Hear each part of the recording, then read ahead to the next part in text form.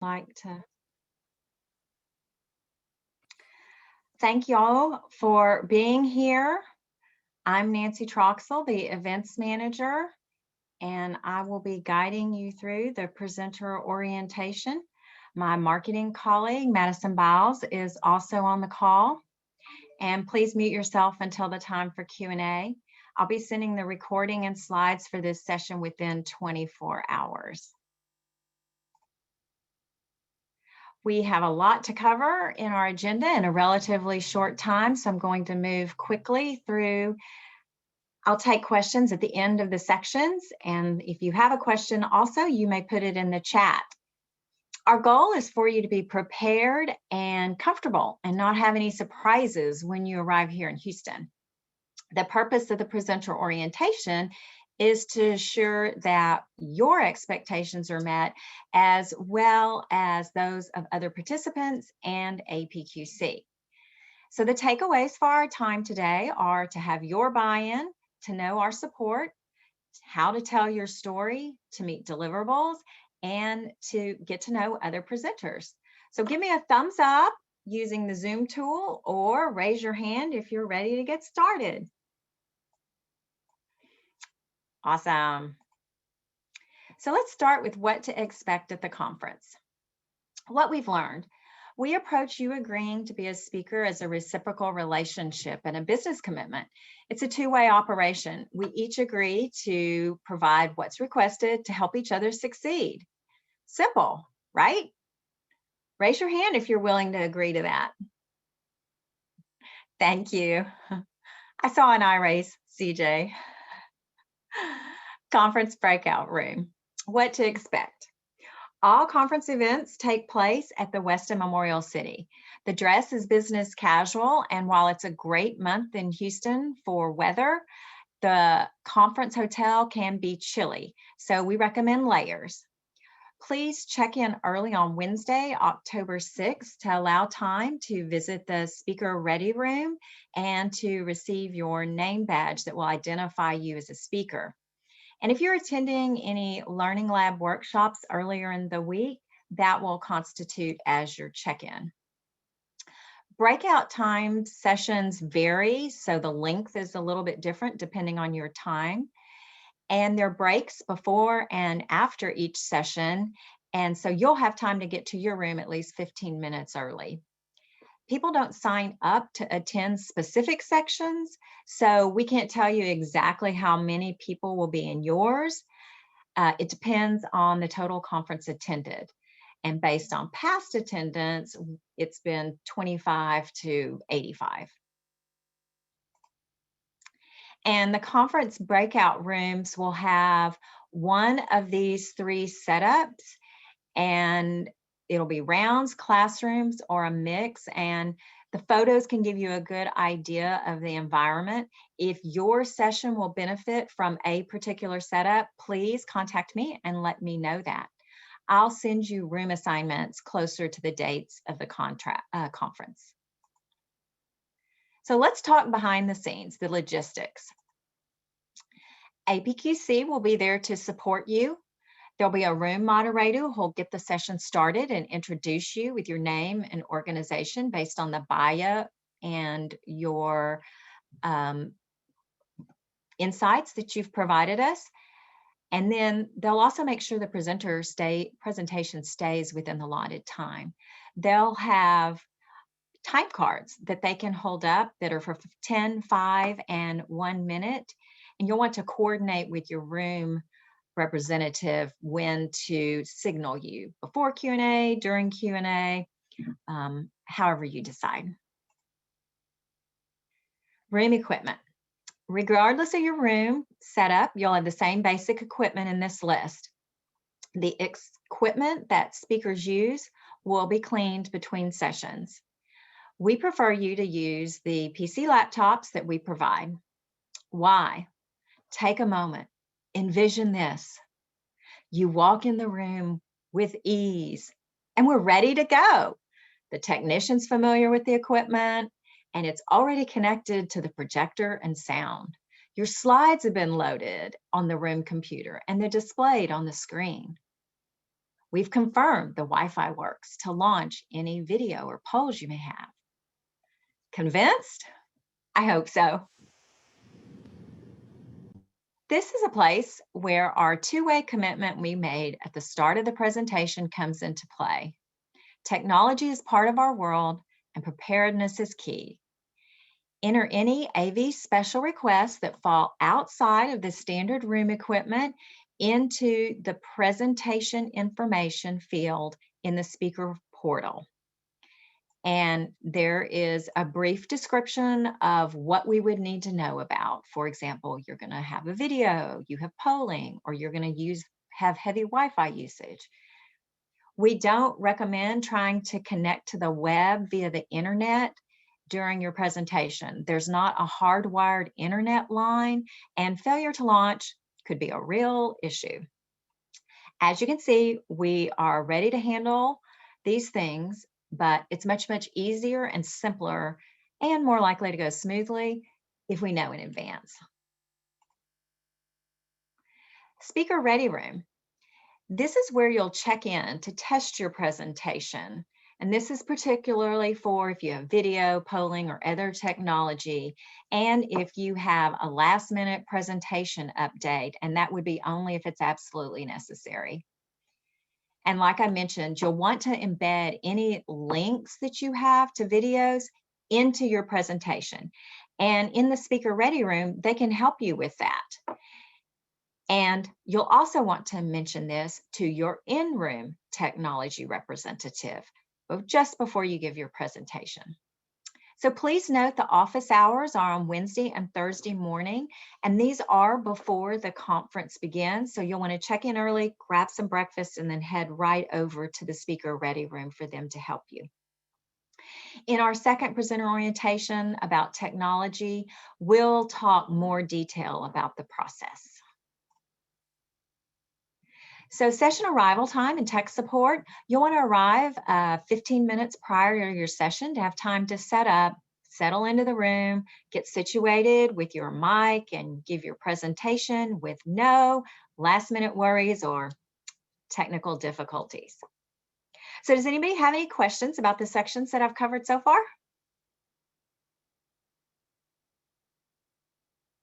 All right, well, I will move on to delivering your story. So let's turn our focus to delivering a top-notch session, understanding your audience, and ideas for making the session content relevant to the participants and provocative, and using activities and exercises to ensure an engaging session. Madison's going to post a question in the chat, and I would love to have your responses. And then Madison, towards the end, when we get to marketing, she can read them out to us and let us know how people responded. So answer, how are you navigating the now? As you can see, this is the conference theme. How does your story relate? Think about how you can embed that into your session. We want to emphasize navigate the now in theming all of the sessions, and that will connect the dots and give this underlying nuances to the entire event. Telling your story. People come to our conference want to be part of the education experience, not sit and get, not passive listeners. You must involve them. So what do you want your participants to be doing during the session? Immediately gain the participants' attention by an exercise or a hand raise or movement or a question, and then plan for distractions and refocus their attention every 7 to 10 minutes. This will differentiate your session as a standout. Be a storyteller. This is key. This is also a way to differentiate your session. Give a story about how you created this. I've lost my train of thought. So let me try again. Be a storyteller of what happened in your organization with this initiative, with your program. And then you want to personalize it. And that will create an engrossing connection to your audience. And remember, it's not what you say, it's what the audience takes away and what they understand. You want to teach rather than tell. You want to be vivid. And you want to include emotions. We all know that that is a relatable experience, draws people together. We've learned that a lot through this last year and a half with COVID. And think about why you're speaking, because this is something you're passionate about. Let that come out. So, tips for delivering great education. Obviously, know your material. You want to prepare, and it's okay to have notes, but you don't want to read from them. You want to be able to connect with the audience. Keep your own company introduction short. They'll have time to look that up on their own. And you want to provide company information that's relevant to what you're going to present. It's important for the audience to know the basics, the context on who your organization is, their size, maturity of their program or the initiative, and what it does. But that should be limited to the first 1 or 2 minutes. You want to get to the good stuff, the content, and you don't want to lose their attention before them. So talk about what was promised for your session in your description and title.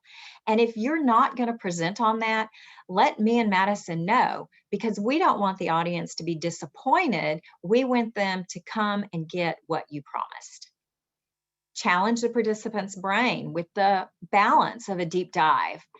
Mostly people don't complain or comment about something being too advanced, but we get a lot of feedback about something being too basic.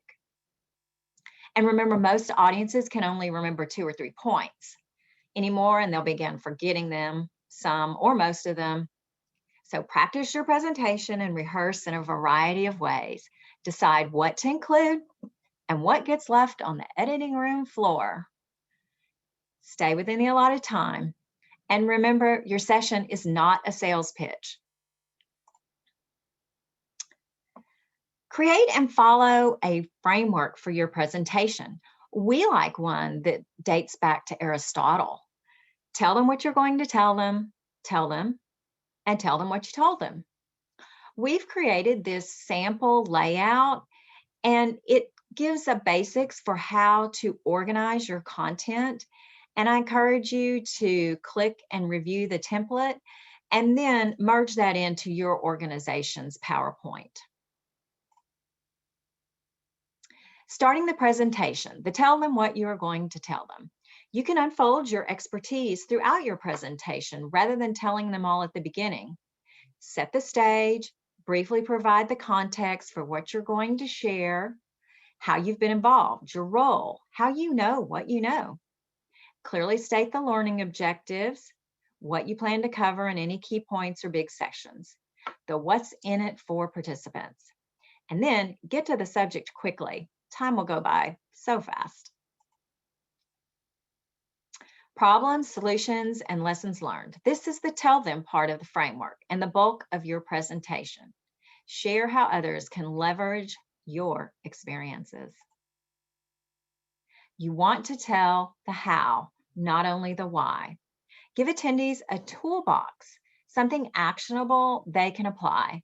This is key for our participants. They want to go home and then Monday morning get to their desk and be able to have some clear takeaways that strategically enable them to start right away.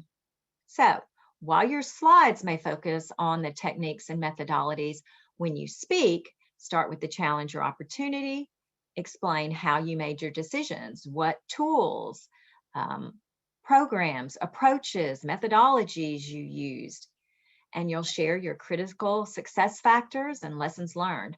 Help people understand what worked and what didn't. Failure is often our greatest teacher. Use specific strategic details to bring your story to life. If that means focusing on only one area or phase of success, that's better than broad strokes. That goes back to that too basic or too high level. Without getting into the weeds, you want to make sure that what you're sharing is targeted and detailed enough to be useful. Put yourself in their shoes. What would you want to know? Wrap up with the results and the business outcomes. Along the way, you want to interact with the audience. So raise your hand if you remember what I did at the beginning of this presentation. Yes, that's right, and I'm repeating it here. Raise your hand. While it's a very simple form of engagement, it does change the pace and refocuses the brain. So incorporate audience participation to drive concepts through application. Seek answers from the crowd. Many presenters will ask the audience a question and then move right on to supplying the answer. If you get the participants involved, their brains shift. So engage early and often. An opening activity, a question or movement, and of course, a thank you is always appropriate. Then plan interaction through your session time. I think we all know that while you're speaking, we have a natural tendency to speed up. So speak slowly and clearly. And remember, not everyone is a native English speaker. When a question is asked, it's really helpful to repeat it. Many times people in the room don't hear the question. And it's also confirmation that you understand what the question was. So make the presentation dynamic, move around the room, use your hands, make eye contact, change your pitch, and smile. Tell them what you told them. You want to go out with a bang, not a whimper. So closing your presentation is the tell them what you told them part. Slide summing up the key takeaways reinforces the knowledge that you've imparted. You can tell them what you're planning next, what's on the horizon, and then share how they can get in touch with you later. Does anyone have any questions? All right, moving right along. Let's talk about creating your slide deck.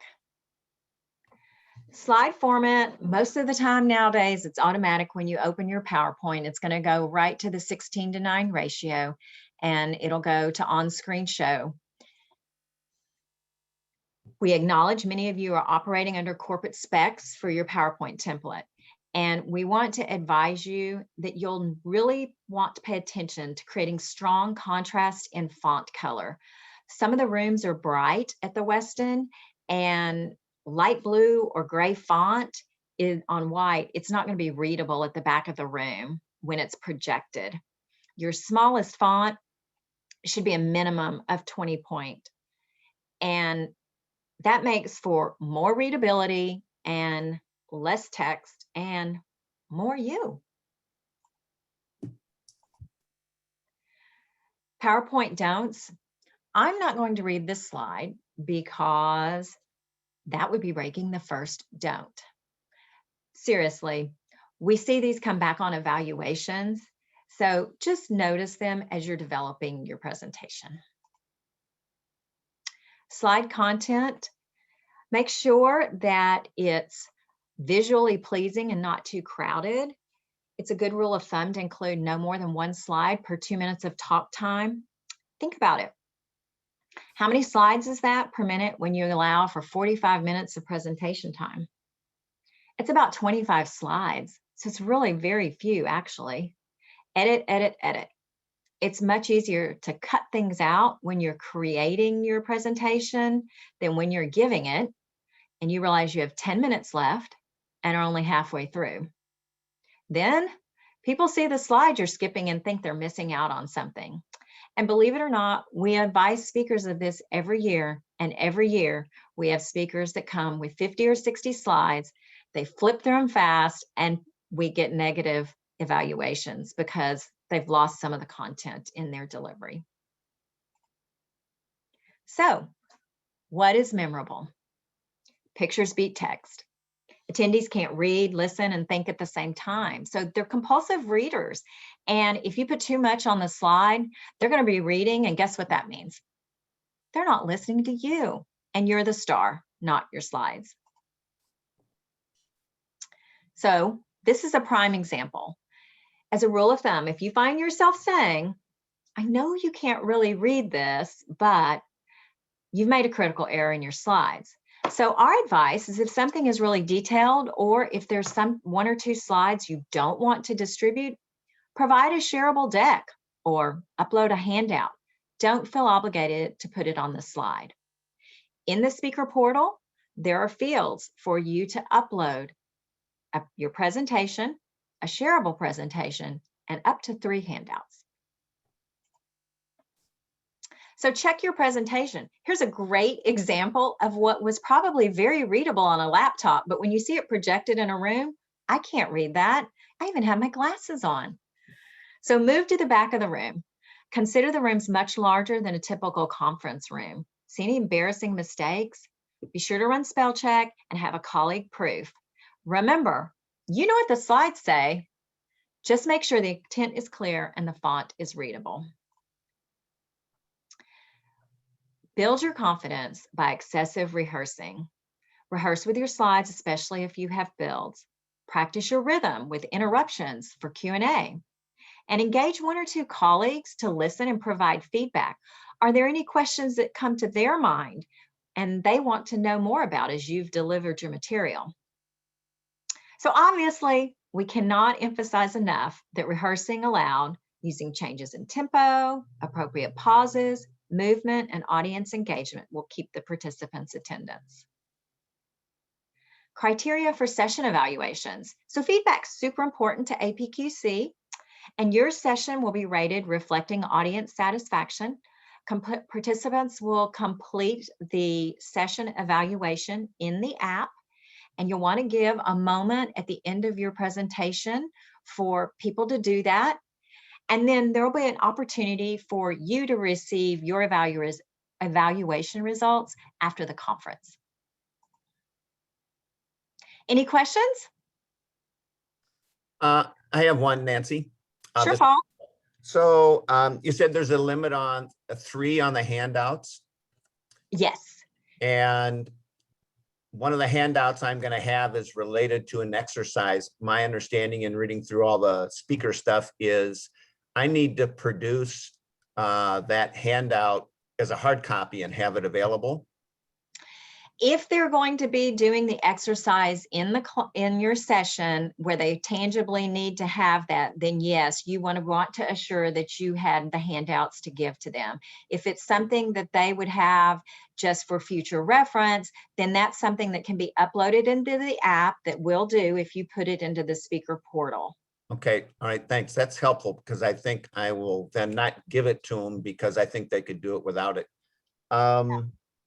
And then bing, bing, bang, let's see. Oh, when will, so roughly how many people may be in a session? So in our past conferences, we have had anywhere from 25 to 105. Okay. This year, I don't know what to expect just yet. Mm-hmm. So I would say that those are still valid numbers. It may not be as high as 105, but I would definitely say, you'll fall somewhere within that range. Okay. And then bing, bing, bing. And so when will attendees be able to download the presentations, handouts, and other things like that? It'll be after the conference or during the conference, or? We usually post the handouts and the shareable slides in the app. I would say we probably do that no more than 3 to 5 days prior to the conference. Oh. If there is, for some reason, an update that is made during the conference, like you found an error or you send it to us after the conference, you would just want to re-upload it to us and then we'll revise it in the conference app. Okay, so I'm not too worried that I'll change anything. So some attendees may have downloaded and already looked at the deck. Some may have, probably most of them wouldn't have, but you'll have potentially a mixed audience in that regard. Exactly. But they will be there 3 to 5 days before. Yes, and sometimes it's closer in, sometimes it may be 1 to 5 days. There's just some dependencies, but we try to preload things to give the attendees the opportunity to use those slides to help them decide the session to attend. Mm-hmm. And sometimes they want to preview them so that what raises questions for them, and then they can have some more deep meaning during the session. Great. Okay, great. Thanks. That's my questions for now, I guess. Okay. Anyone else? Yeah, this is Grace Duffy. Will the speakers ready room be open other times than right before the opening every day? Is there a place that we can hang out as speakers? I will say that the Weston Memorial City has a number of hangout places. The way that the property is laid out, they have some seating areas, and when we do our setup, we arrange to have some seating areas that are sofas or a little more casual. There's also, if you need a room that you would like to go and practice in, I would just advise you to contact me a little bit ahead of time, and then I can tell you, okay, during this time, this room will be available. Okay, thank you. So should we come in to you the day of our presentation, or can we come in Wednesday, even if we're speaking on Thursday?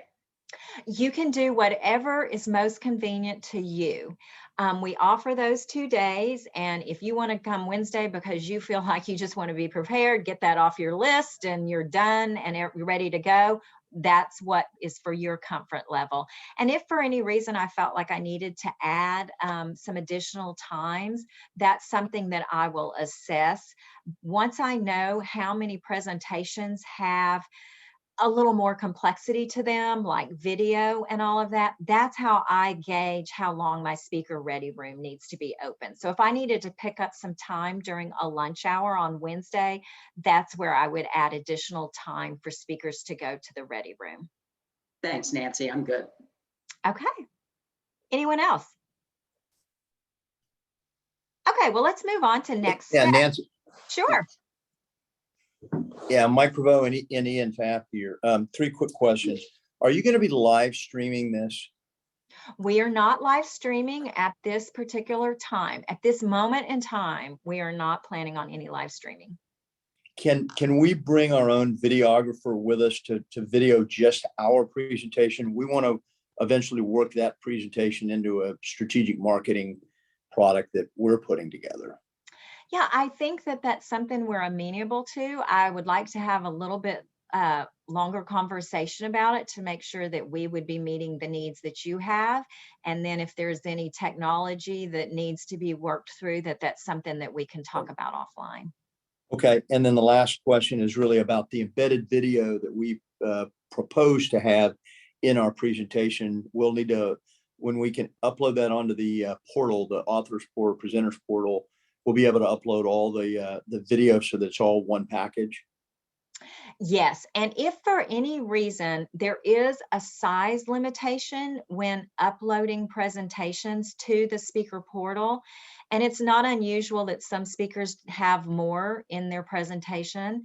And so if you run into that issue, shoot me a message and then I can give you a customized link that you can upload it directly into my personal OneDrive, and then we'll hold it there and then I'll get it to how it needs to be managed.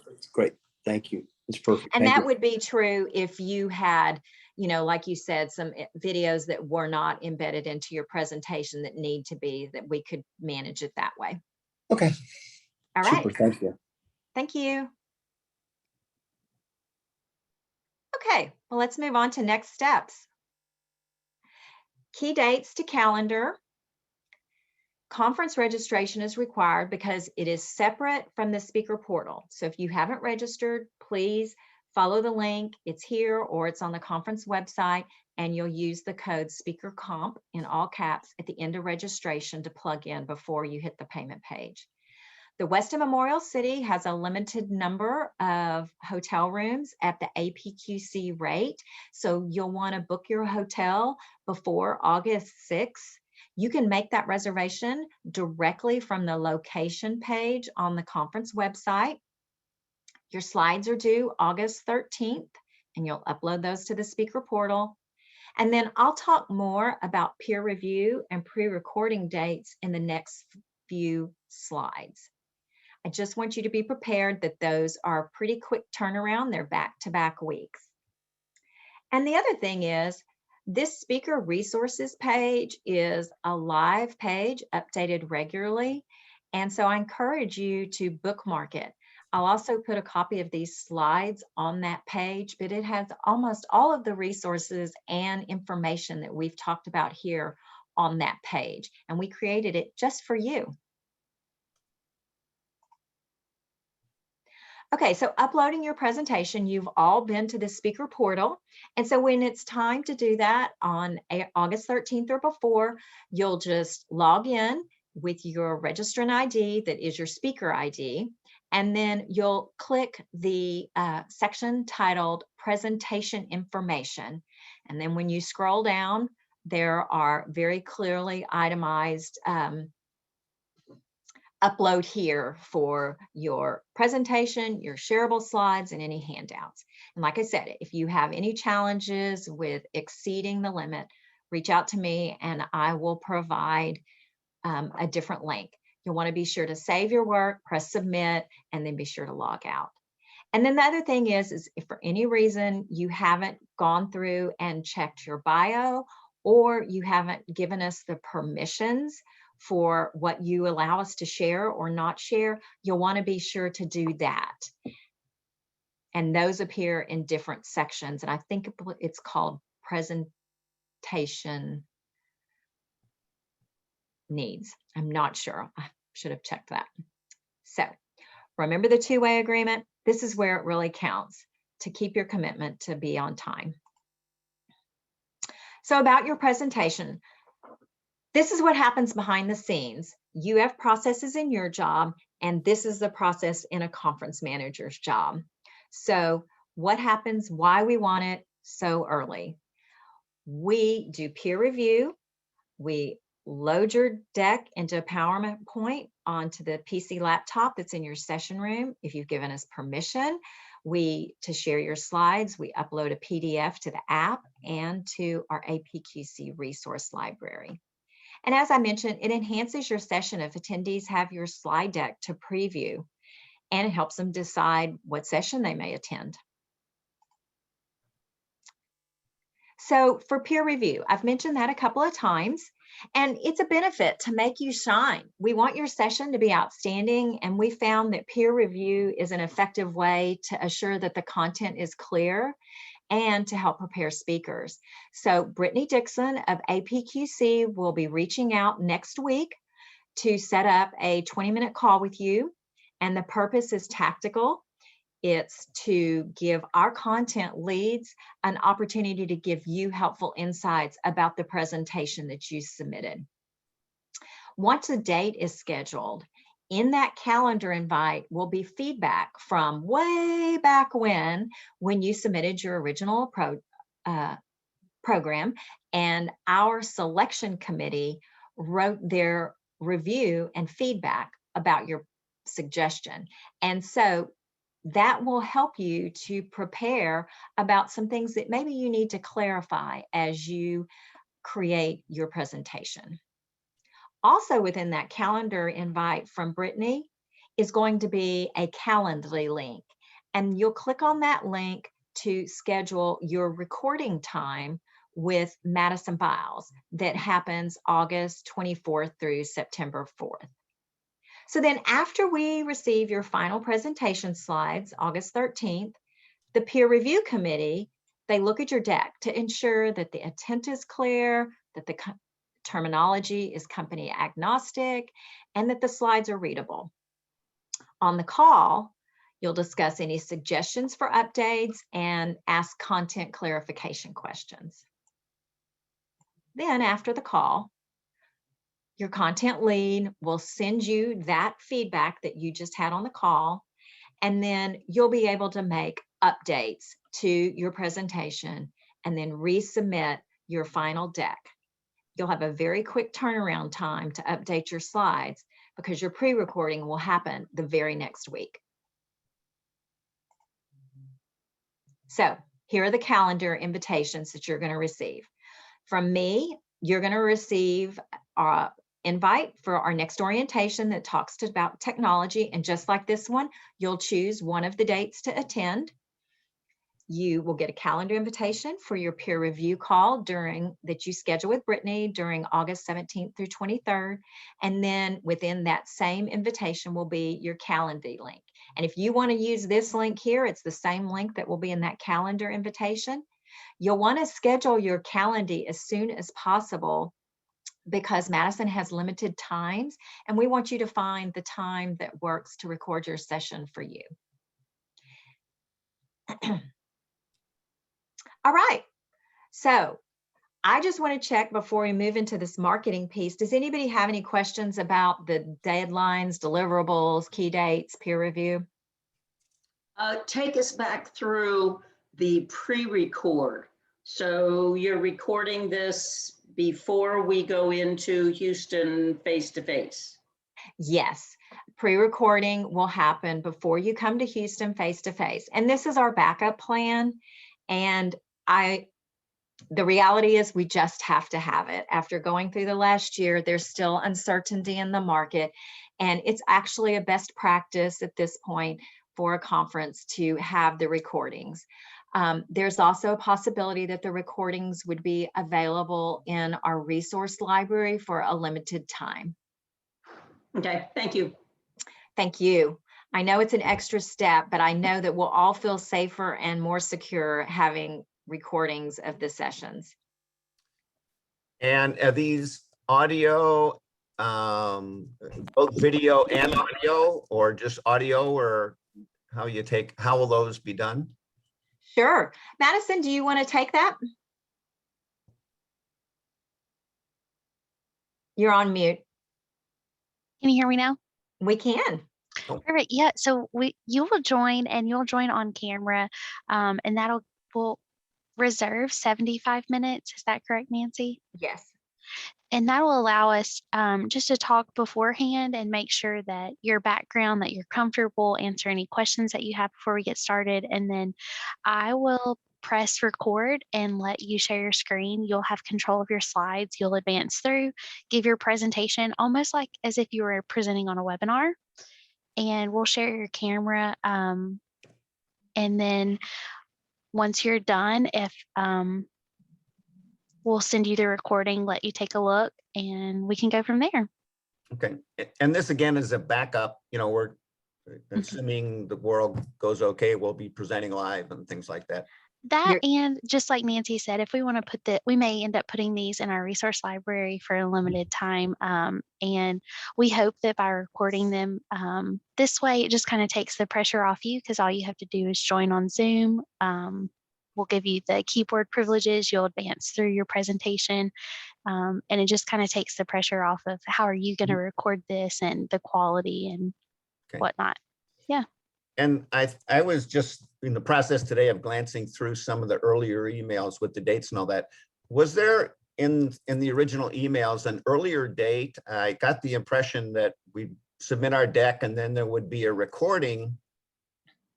And you, in your review process in the third week of August, was going to look at the deck as well as some kind of pre-recorded session. Has that now changed to where we're just doing the recording now in September, or?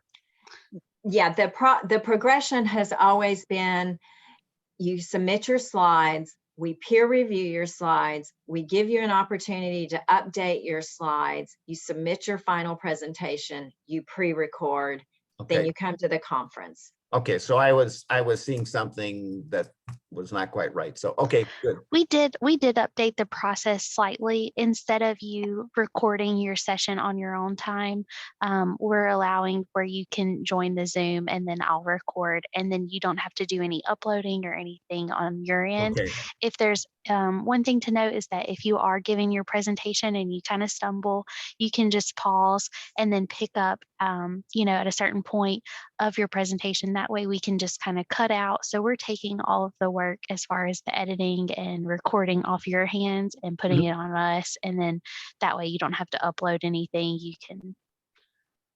Great. Okay, great. Thanks for the clarification. Yeah. And to Madison's point, we'll talk through all these details in the technology tips and techniques presenter orientation that's at the beginning of August, and that's a couple of weeks before 3 weeks before you record. So that'll also give you time to get more comfortable, run through your final presentation, and really have a true understanding of anything that, any other questions that come up. And then to also Madison's point, like she said, we're scheduling 75 minutes. There's only a couple of sessions that are 60 minutes. And really, in a 60-minute session, we're encouraging you to only have 45 minutes of talk time. So we're allowing some extra time on the front end and the back time for you to have bloopers if necessary. And, to deliver a session that you're comfortable with and that's editable so that it can be something that we put out there that's a quality product. Great, thanks. Hi, this is Ian Pfaff. I have a question. Well, I have two questions. In terms of the dates, August 24th, September 1st, we're gonna have to chat with you offline about that. I'm gonna be on vacation during that time, so that'll be a bit challenging. But to kind of offset that, we have a professional video crew here, a professional video center, and all that stuff that's available to us.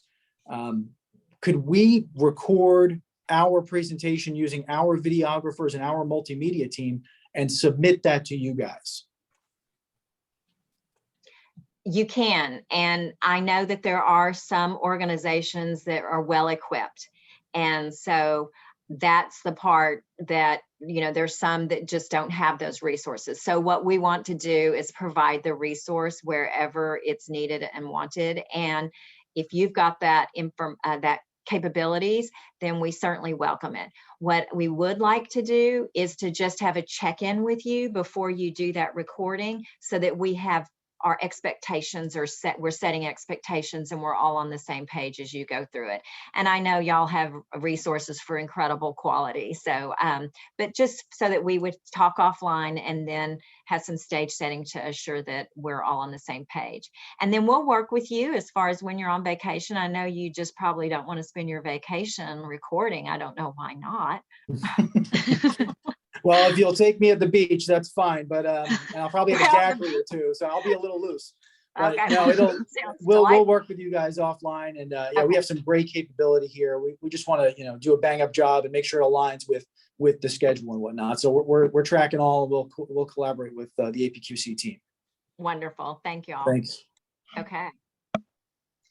And as Nancy mentioned in the technology tips, we've got a ton of tips and tricks for you if you are recording from your home or whatever it may be, that will help you feel comfortable and confident when we do your pre-recording. Yeah, and I also forgot to mention it, but on one of these slides, this speaker resources page, there's a reference to the delivering a webinar, and it's the tips and tricks page. It's also going to be included in your Calendly invite. So rest assured, we've all been doing this on Zoom or other forms of meetings for the last year and a half. So I trust most of you have plenty of experience. We just want to assure that we're all aligned, and we'll have our people in just with Madison to do a quick check to make sure that your camera's not at a wacky angle, or you have something flying out of your head, or you're too dark or shadows. So we'll check with all of that when you start your presentation. And again, we'll talk through that when we have our technology presentation orientation. So Madison, let's talk marketing. Sorry, I thought it was me. There you go. Yeah, so just to make sure that your session's being promoted, if you would like to, we've got in the speakers resources page, this is all listed out, and there's a lot of resources from pre-made social posts, graphics that you can share that say you're speaking at the conference, that we would really appreciate if you would share. If you get tagged, our social media manager did ask that if you are tagged on social to please reshare that, not just like it, but also reshare that so that your audience can see that post as well.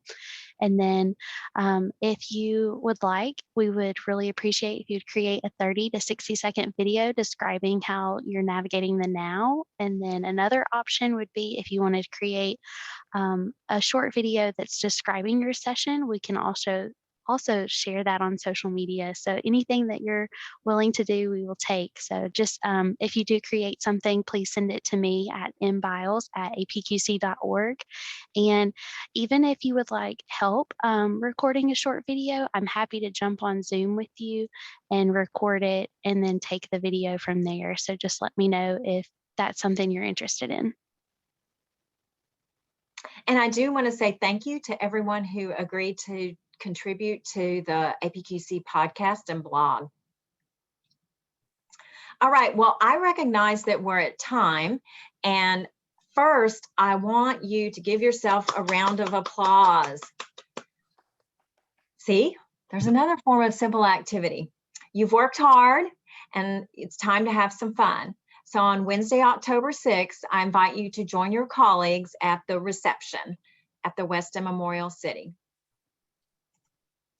So normally I would invite you to give a 30 to 60-second introduction of yourself and your company, and then to choose one, describe your session in a sentence, or what gets you excited about your process and or knowledge management. Since we're over time, I will certainly invite anyone who wants to meet the other presenters to do so, but if you have to go, I obviously perfectly understand that. And if somebody wants to go, it's a free-for-all. Unmute yourself and take turns. Thanks a lot. And bye-bye. Bye-bye, Grace. Well, I'll go first. So my name is Paul Fielsta, and my company is Accomplir Inc. This will be a double sentence. So my session is going to focus on the basics of applied behavioral science and how to accurately pinpoint and define behaviors that are desired in a change context. And then I'm going to feature some key tools in a methodology called behavioral BPM and illustrate on a multi-year engagement, which was a digital transformation for how this was applied in a logistics digital transformation, which included not only a number of the execution processes, but also a cross-functional business process management framework that we developed. Thank you, Paul. Thank you. Anyone else want to share?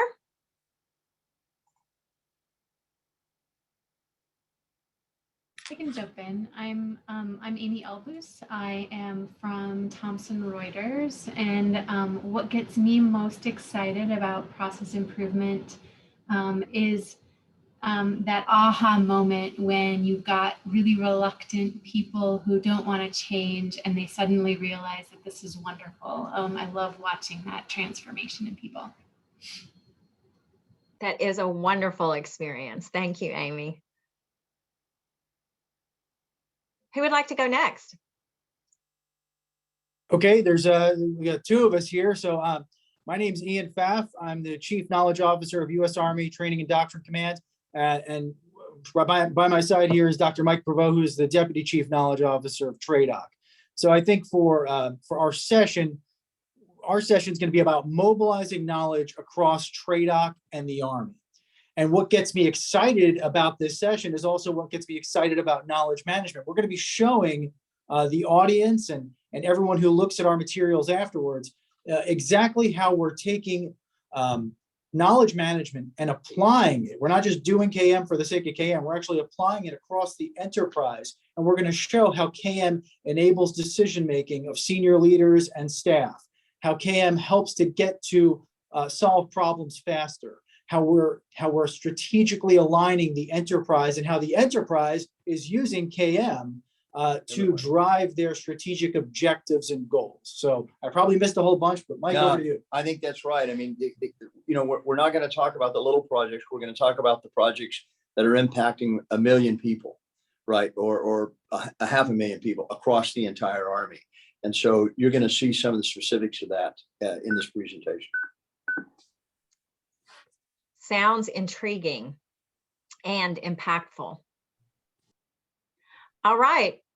Is there anyone else who wants to share? It looks like we're the gang that's left, and I think we've all shared. I appreciate the extra time that you stayed, and I do thank you for your commitment to making the success of the conference palpable. And if Thank you have any you. questions, Madison or I are available to help in any way that we can. I'll see you soon. Thank you. Thanks, Thank Nancy. you. Thanks, Madison. Bye-bye. Thanks.